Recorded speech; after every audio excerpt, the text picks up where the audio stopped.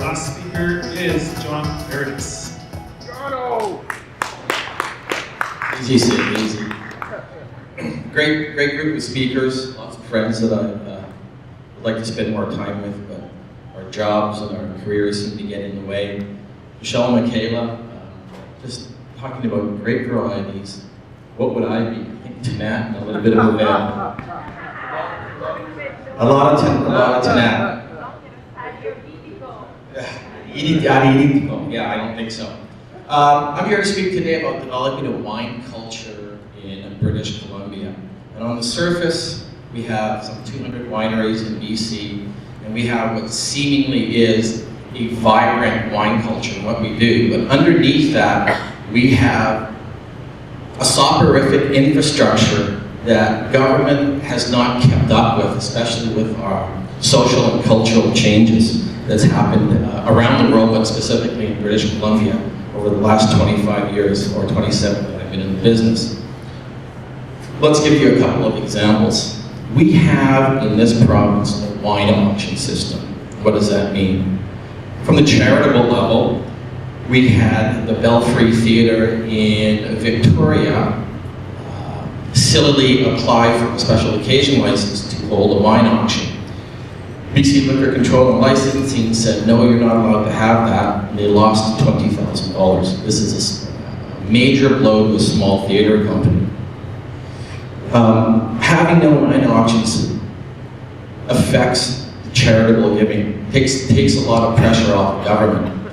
In places, and supposedly Vancouver, British Columbia is a world-class city, but in other places like Hong Kong, Paris, Moscow, London, Los Angeles, New York, Florida, Alberta has wine auctions, and so does the Liquor Board in Ontario, and we have none here.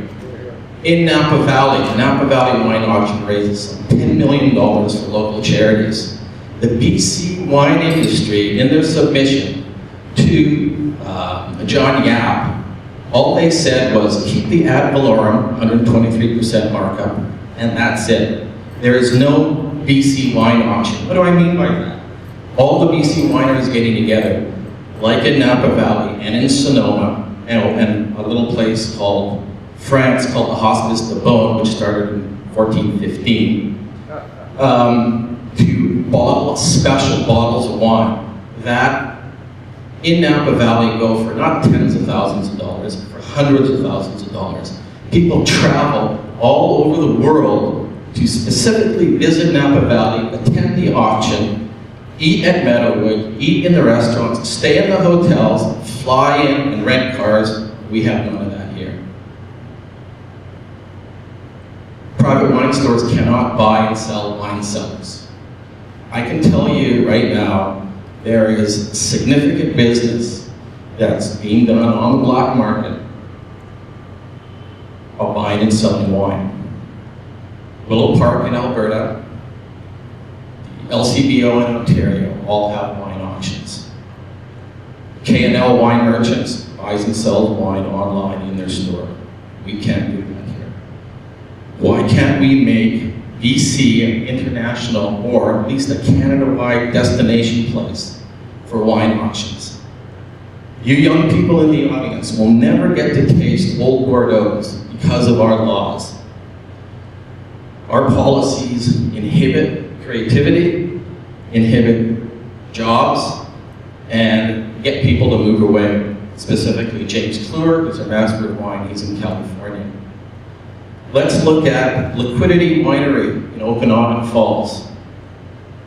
When I spoke to Ian in the summertime, he had waited 14 months to get final approval for liquor licensing. He's only invested $9 million. Still to this day. Tim, has he got approval yet? No. He called liquor licensing up, spoke to someone at liquor licensing and said, let me see, you're behind. People have told you to cut back on your staff, yet if you stamp those approvals, revenues would be coming in. Yes, well, why don't you hire people? You've been told to cut back. Classic Larry Curly and Noel talking to each other.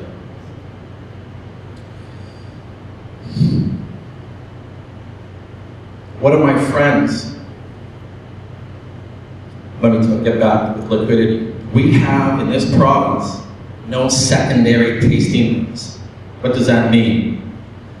In Woodinville, McMinnville, and Walla Walla, when I first started going there 20 years ago sourcing wine, those towns were dead. Walla Walla, I remember sage brushes like you would see in a John Wayne movie, went across the main street.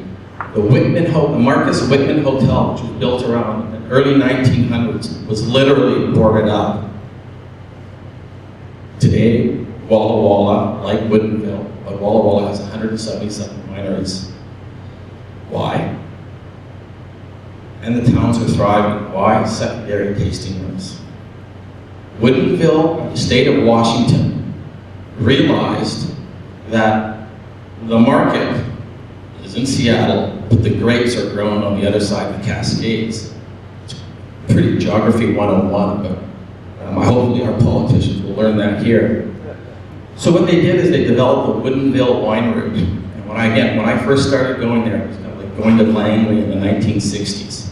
Dark, no street lights, industrial, always lost. One egregious pub on the corner that's still there. Today, there's roundabouts, art galleries, bookstores, tasting rooms, and people from BC that go down to Woodinville for the weekend because they've marketed it up here. We've done nothing of the sort here. Okanagan Falls would be a great place to have secondary tasting rooms between Liquidity and Meyer and Synchromesh. It would be a destination place. I heard, speaking to someone in Okanagan Falls, and sorry with some of the town planners and councilors don't want it. I can't believe that. That is just a lack of forward thinking. Wine bars. We really don't have any here. I emailed the former general manager of liquor licensing. I was having a beer with actually a friend in Napa Valley, just got a big buyout, and from a large company, wanted to come up to Vancouver and open a wine bar. And I said, mate, don't waste your time. So I emailed the general manager and I said, what's the process of opening a wine bar? She got back to me and said, basically, it's a liquor primary license, food primary, as most of you know.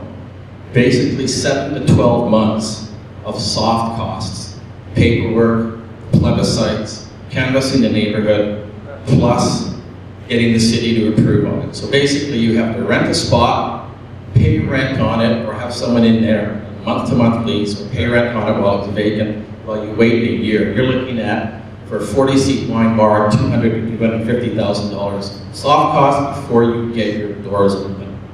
Guess what? He's not up here. Investment gone. And if you think that's an isolated incident, it's not. It happens all the time on a day-to-day basis. So we still have that no Dayton boots, ladies and escort entrance, gentlemen entrance mentality. We haven't kept up with modern times. Lastly, I spoke to, a couple years ago, the manager of Firefly. He phoned me up, he's scared, in a tizzy. Why? Well, he has an Enomatic machine. Liquor licensing, of course, living in Victoria, the thriving metropolis of Victoria, with feet on the street in Vancouver, know exactly what's going on in the modern world. He came in and said, you have to serve wine out of plastic glasses, you have to pour your wine out at the end of the night, and customers can't press the button. Just serve 1 ounce. And he said he's going to come back. So what I did is I got on the phone with a couple people I know, and next thing you know, it was the Vancouver Sun, and he never came back. The point being, though, we still have no policy on it. These Enomatic or by-the-glass machines are in small towns, London, Paris, San Francisco, Seattle, and riots are happening in the street as we speak because we have Enomatic machines. Again, a classic example of the government not keeping up with modern times. I had a list, and had to make it a little bit smaller. Oh, I think I could go, one last thing.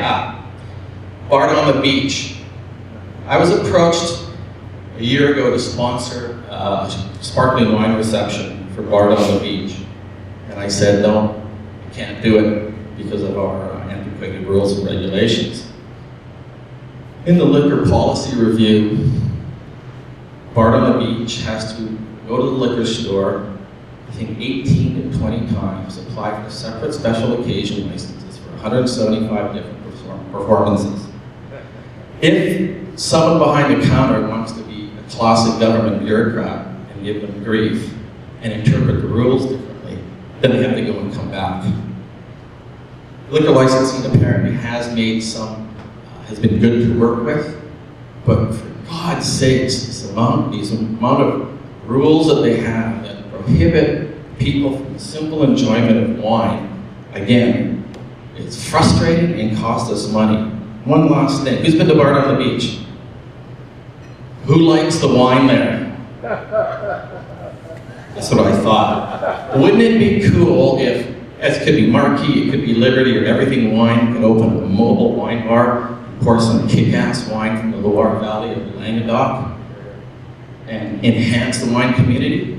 That's far too progressive in this province. Lastly, I would implore you to help out Mark Hicken and Modernized Wine. It's get on their website, if you so wish to donate.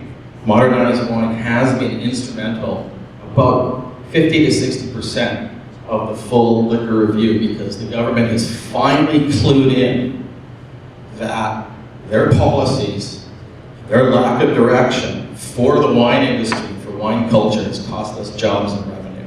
Thanks for listening.